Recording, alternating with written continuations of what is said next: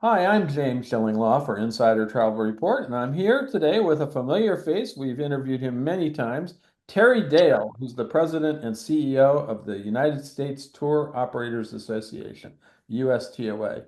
And we were just down at the USTOA annual conference and marketplace in Marco Island. And I was all set to interview him, and my camera went on the fritz. So that's why we're doing this Zoom.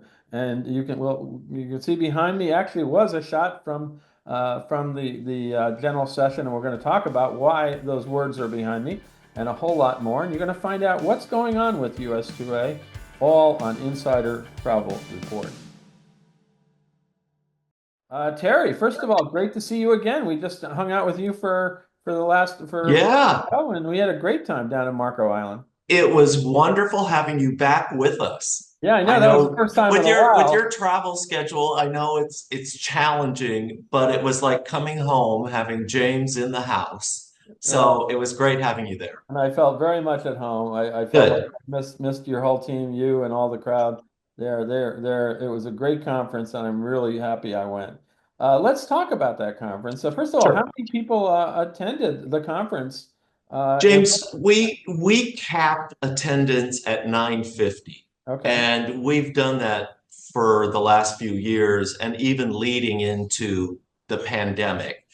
We think that's our sweet spot. right. We want to make our tour operator members accessible to our associate members. So 950 seems to be kind of the right number for us. We sell out every year, have a wait list, but that's where we usually land. And how does that break down between your active and associate Mhm. members? Active being your tour operator members, and Right. associates being all your destination and other members. Right. So we'll have just over 200 active slash tour operator members physically present. And then that leaves 750 for our associate members. So that's typically the ratio that we have. And we Yeah, had it this year. it's always a great show. It has been for many years, and I'm sorry I missed it the past few years, and it made me wonder why I got to go more often. So we'll see what happens next year. You're always welcome. Well, thank you. I do feel welcome down there. Now, how many members overall does USTOA have today, and what's the breakdown there between actives and associates? So when we look at the active member category, we have 51 active members, but they own and operate 146 tour operator brands. Mhm. So there's 140 some brands owned by 51 active members. And then we have, 730 associate members, and that will, rise just a little or dip just a little, but it's usually 730 some. And in terms of active members, have you added members this year? Have you lost members? I know sometimes when there's a change of ownership among your actives, they often can't be members right away until they Right. apply, right? Right. We did not lose any in 2024. And in fact, we added three. So we're in a very healthy situation and feel very confident about what's in the pipeline for 2025. So we're good.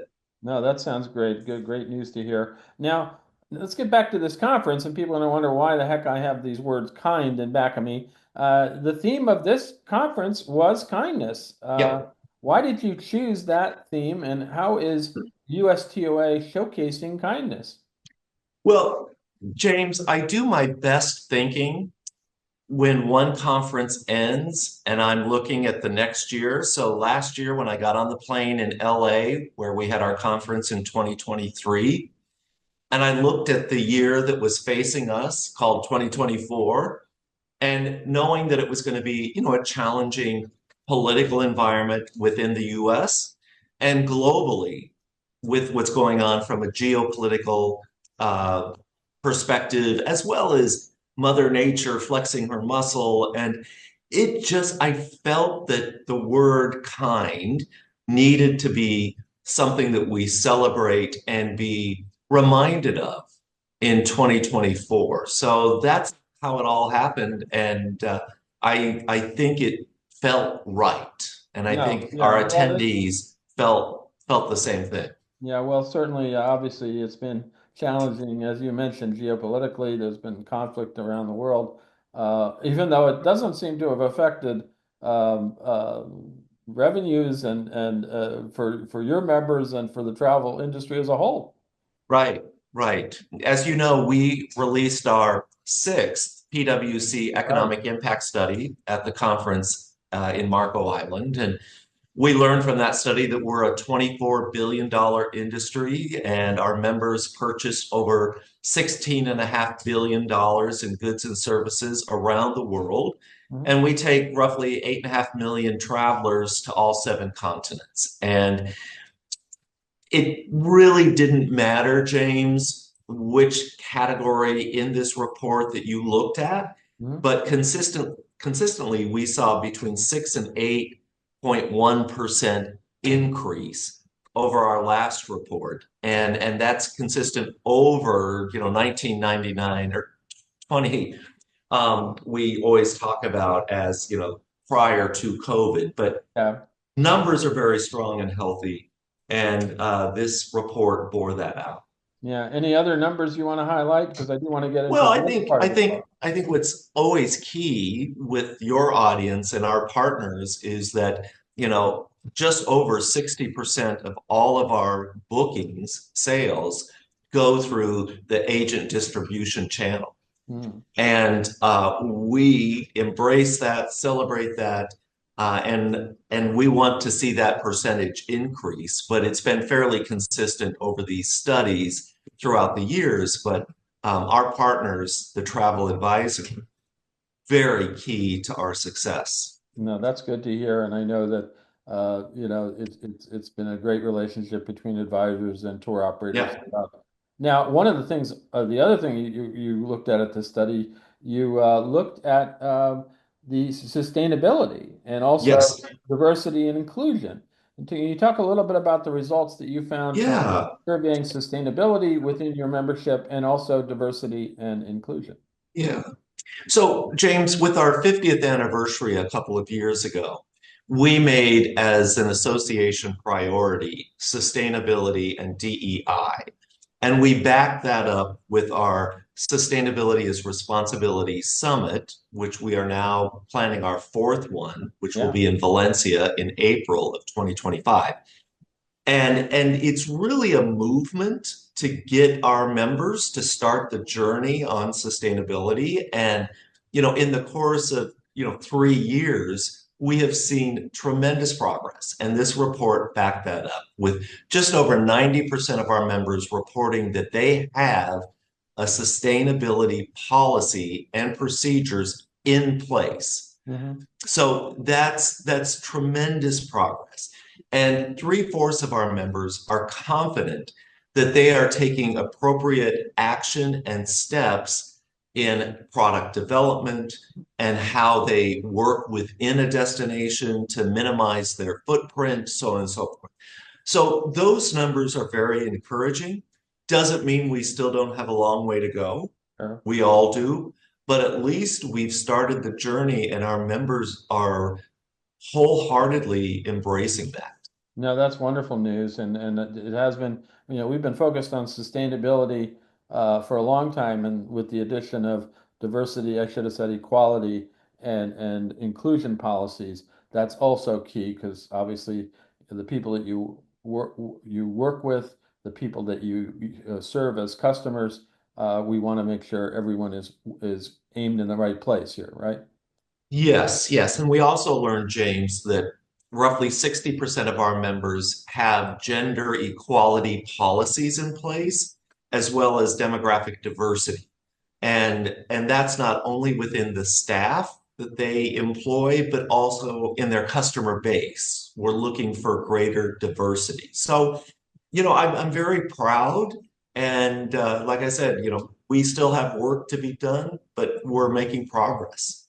Fantastic. Now, separately, you don't just do surveys, you're launching programs to look at certain things. I believe you have two pilot programs that are with Yep. destinations to focus on, have conversations about sustainability and Yep. over-tourism. Can you Right. tell us a little bit about those programs? Yeah, James, I feel there is a movement afoot and a void within the broader travel industry of not recognizing this movement. And this movement is really captured by the media of residents, citizens who call a place their home Mhm. and their dissatisfaction with our industry. And we see that being played out around the world, and certainly in my backyard in Brooklyn, New York, where residents are shooting visitors with water guns, yelling at them, go home.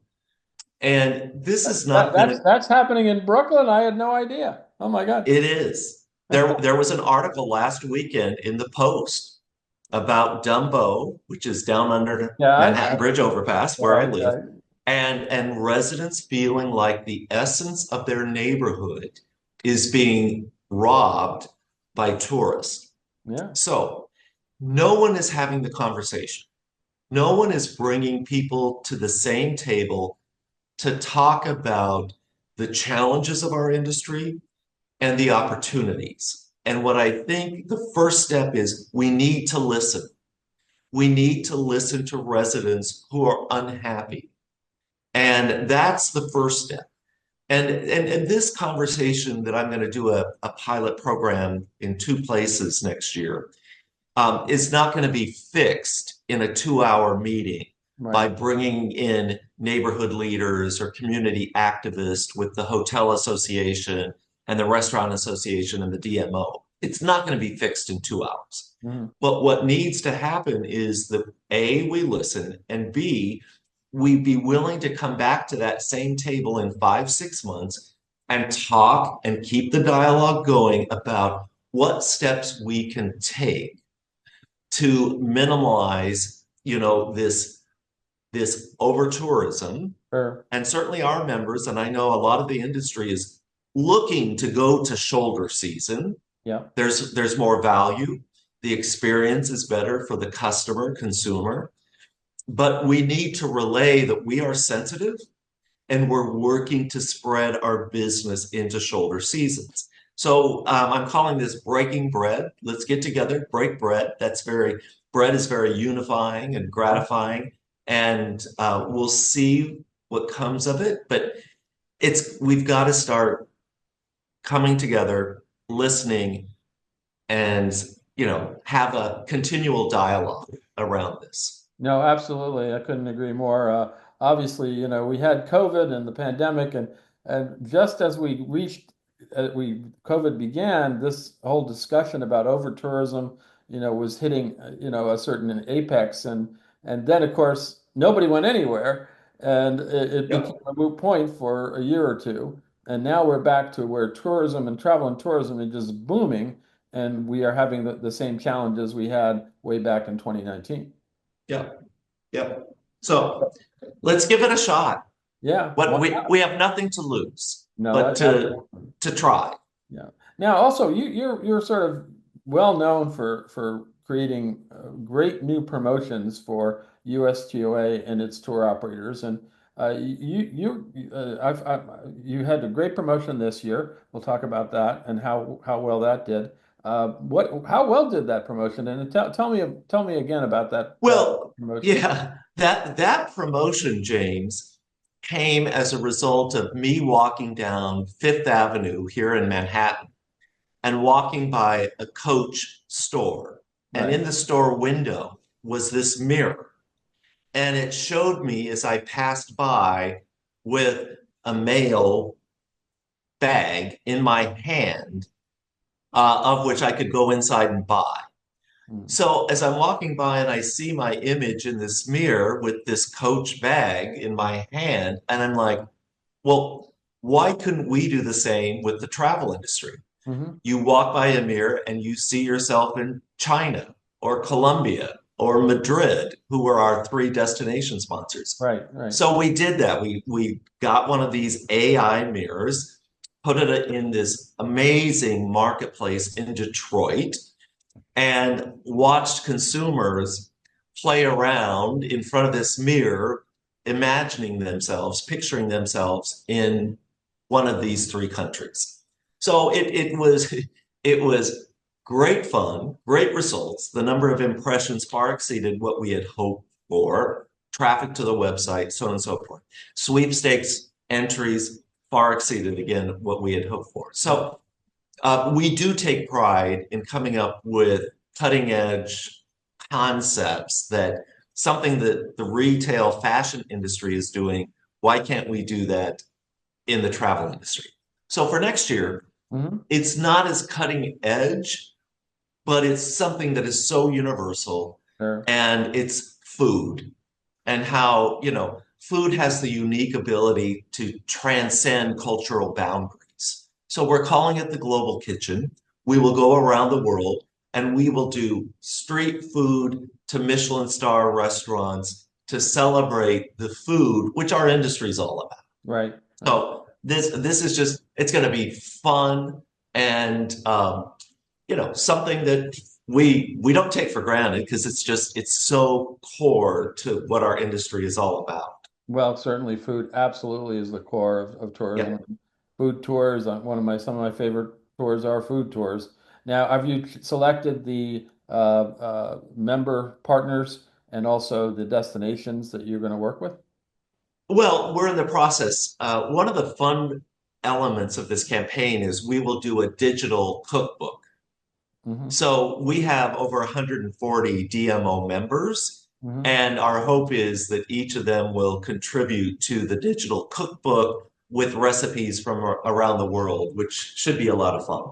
I thought it was just you going to different countries and having a nice dinners. Oh, I wish I'd be so lucky, but no, I won't be. Because you do it on sustainability, why not do it with food? That's it. But no, it sounds like it's going to be a great True, promotion. Of course, food it is will be. such a culinary and food is such a crucial element of any travel Yep, these days. Now, yep. is there anything else you want to tell our travel advisor audience, which is now about 128,000, about USTOA today, and Yeah, any of the other things that you announced at Marketplace? I would just remind your audience, which is my audience, of our mutual value proposition, which I believe and know to this day continues to rise because people need the security net and the professional advice that your audience provides. And we need to survive. And I'll leave you with one quick story. I'll try and make it quick.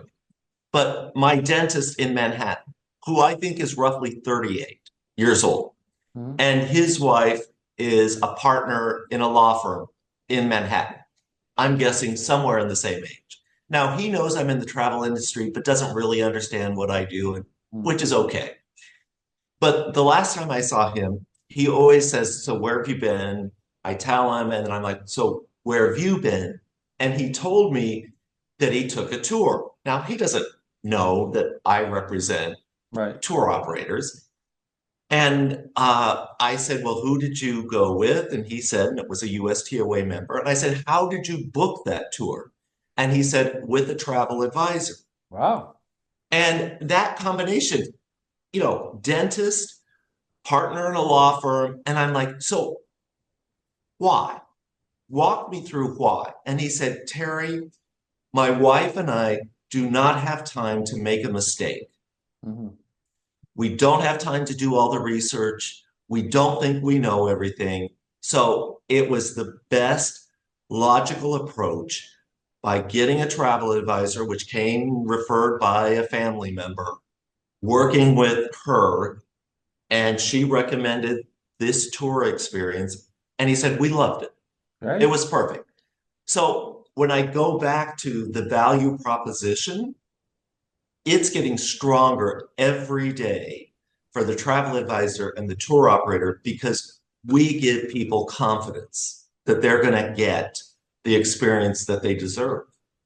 No, that's amazing. And they sort of ticked all the boxes for us. I mean, so tour Totally. operators, travel advisors, great experience and saving time and effort, because Yeah. you can do that. I've often recommended to friends who have not been to countries in the past. I had a friend who I'd never been to Italy, which was hard for me to believe. And he said, well, I thought I could drive around. I said, all right, here's what you're going to do. You're going to go to this travel advisor. You're going to ask them to look for a good tour operator who can get you the Yeah, experience you want in Italy.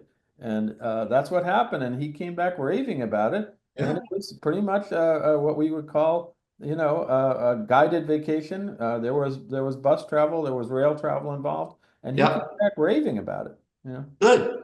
yeah. So that was great. Now You did your job. I did. I know. Well, that's And my me job. too. I just refer people to travel advisors and I do go too. for it. I Now, do too. where can our viewers go to get more information about Just USTOA as a just program? yeah, go to ustoa.com. We're rolling out a new website in January, so we're Okay. starting 2025 with the new website, but that's where you go. Fantastic. Well, Terry, it was great to see you down in Florida. Great to see you here, and I'm sure, of course, in the next year, our paths will cross a few times, as they Yes, always I do, will. because we both are in the New York area, and we all end up going to the same receptions. And Yep. so, looking forward to that. But again, thank you for taking the time. And I Likewise. apologize that my camera did not work this time. We're fixing that. No apology Technology is a wonderful necessary. thing, right? Thanks, James. I'm James Shillinglaw, and this is Insider Travel Report.